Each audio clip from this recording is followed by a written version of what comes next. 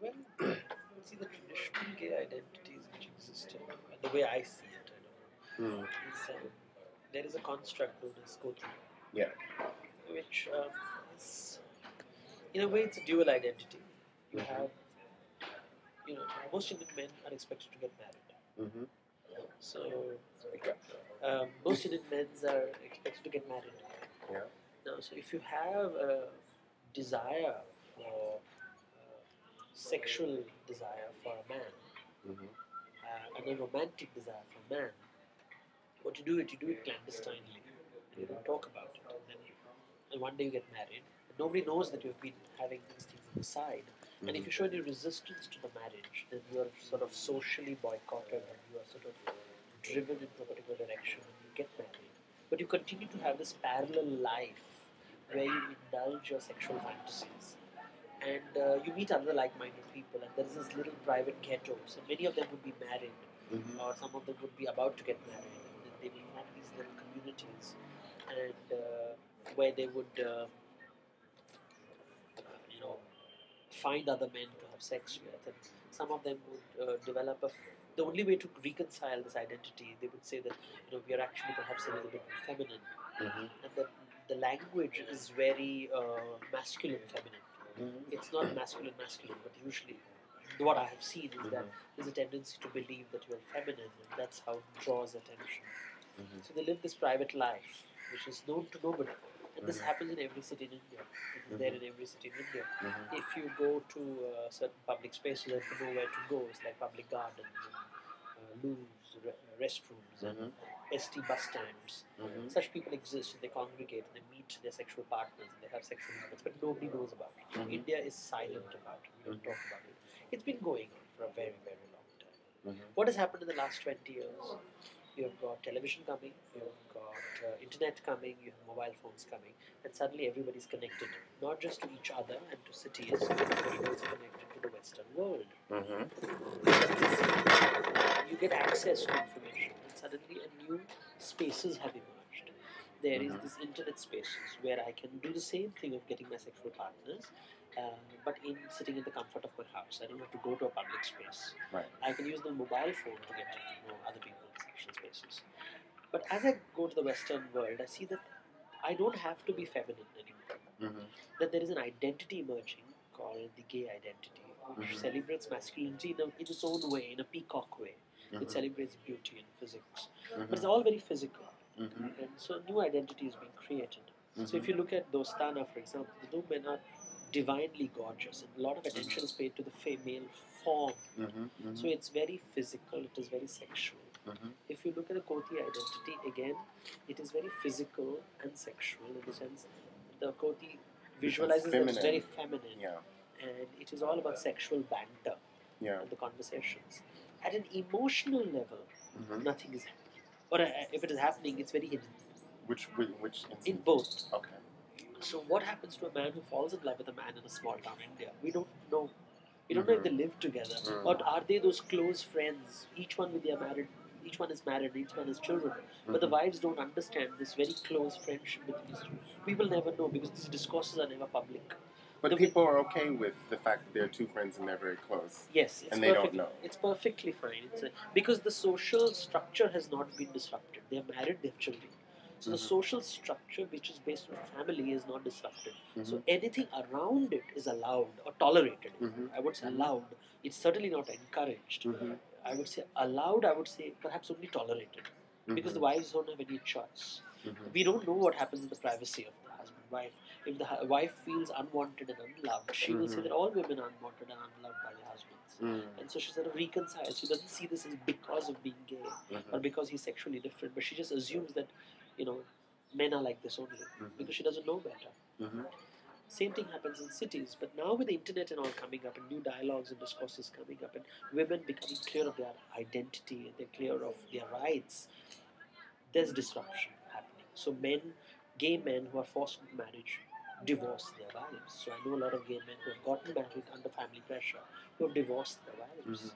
Or I know gay men who are confident gay men who cannot handle the loneliness of gay life and have chosen to get married. and have chosen to be good husbands, knowing fully well that their wives don't sexually attract them, but they feel that they can figure out a bonding. So new spaces have been created. There are gay men who have found express satisfaction with other gay men, and they have decided to migrate to other countries, other cities, away from their families to create new lives. There are gay men who have told their parents about it. And the parents, in some cases, have accepted, in some cases, have not accepted. So there are a whole variety of these spaces emerging. And what has happened, what has modernity brought in, is the opportunity for individual freedom, so that your social behavior is not dominated by family values. I can choose my life, which is a new concept in India. Until now, you just follow the pattern of the family, and everything is fringe around it. So the Koti identity was around the family structure. But in the modern spaces, the individual is creating and carving out, in the pattern of the gay space, is carving out his own new identity. The only traditional identity which demanded social acknowledgement was the Hijra identity. They broke away, but then it was a complete breakaway from the family system. So what new thing is emerging, I feel, is gay men are demanding inclusion within family structure, which is new. This is the new paradigm. So the Dostana film, through humor, through parody, is demanding inclusion. Look at the story, the mother's inclusion, the rituals, everything is fed into the narrative through humor. We may not like the narrative's premise, but it is making people familiar with something they would never be familiar with.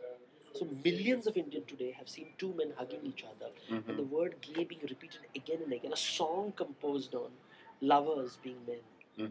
It may be seen in parody, but it's through humor that subversion enters society. It's a trick of the trade. You make people comfortable. This used to happen even in, if you see Marathi, if you see vernacular films, very curiously, there used to always be a very effeminate character on stage who will be feminine, and he's there in the stage. He talks like a woman, walks like a woman, but dresses like a man. Would you call him a sissy? A sissy. But he is necessary. He's an integral part of the narrative. Talk about this. So this guy would be in theatre, and so everybody in the audience sees this man who looks like a man but behaves like a woman. In effect, theatre is acknowledging the existence of these liminal beings. But at no point does anybody call him a woman. He's considered a man. If he says that, no, I'm a woman, and if he were to wear a woman garment, the audience wouldn't like it. Because that would be seen as, that is as far as they will go. So I don't mind having a sissy in the family, but he has to get married. He has to produce children. And we know that he does something on the side that we don't want to know. So it's just... As I said, if I use the three words of, is he celebrated? No, he's not. Is he accommodated? Perhaps. Is he tolerated? Certainly. But he's not rejected. So that's what happens. Now this man who is the sissy, who was a side player, says, I am the hero. This has never happened before. I think this is the shift that is happening, where he demands central positioning. And he says, my stories should be the key story. I don't want to just support the central cast. I want to ask you a couple of questions. The sissy, I specifically want to use this word sissy. In the West, there used to be a sissy character. It was the character that was always there. But they didn't have a sexuality. They were, a man who acted like a woman. Maybe he wore some makeup or something, just something slight enough to where it's clear that what the person is. But they don't have any girlfriends or boyfriends. They don't have any other relationships actually, except to the main character. Like you're saying now, he's saying, well, my story is also there too.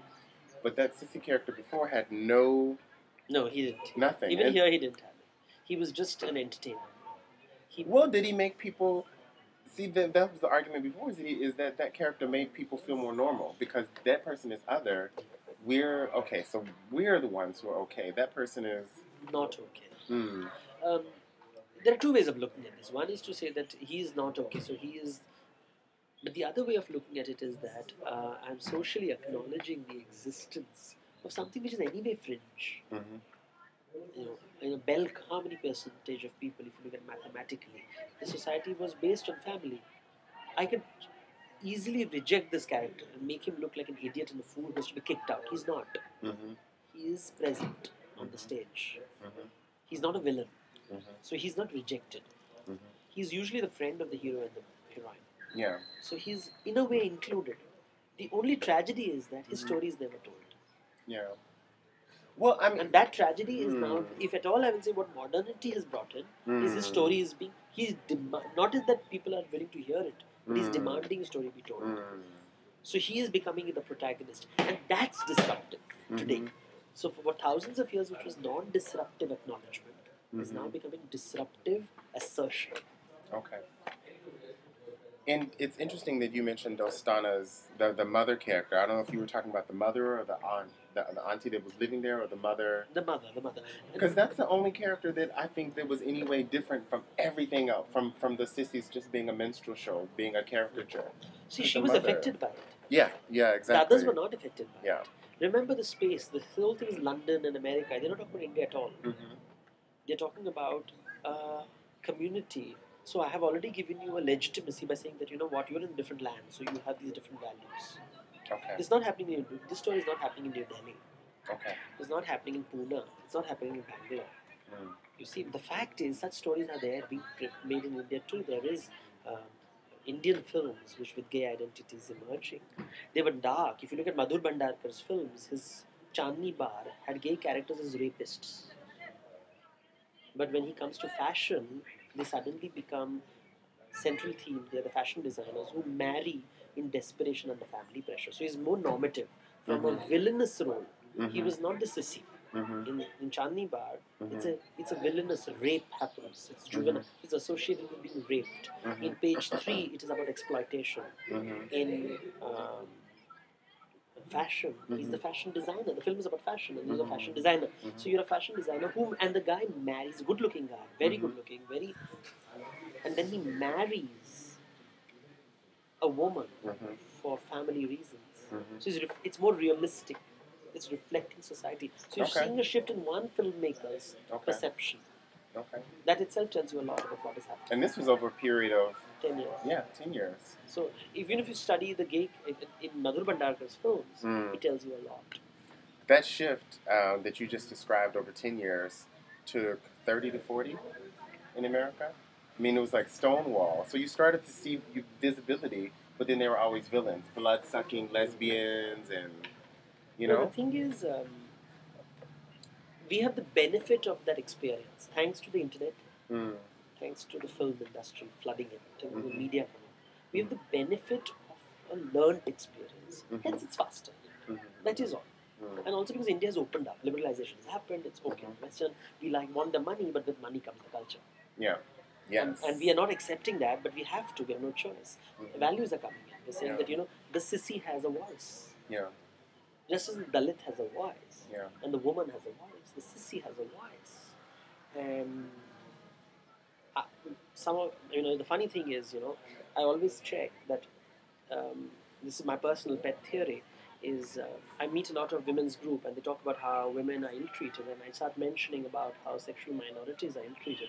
And the very same women who talk about victimhood of women don't feel that gay and lesbian men are victims.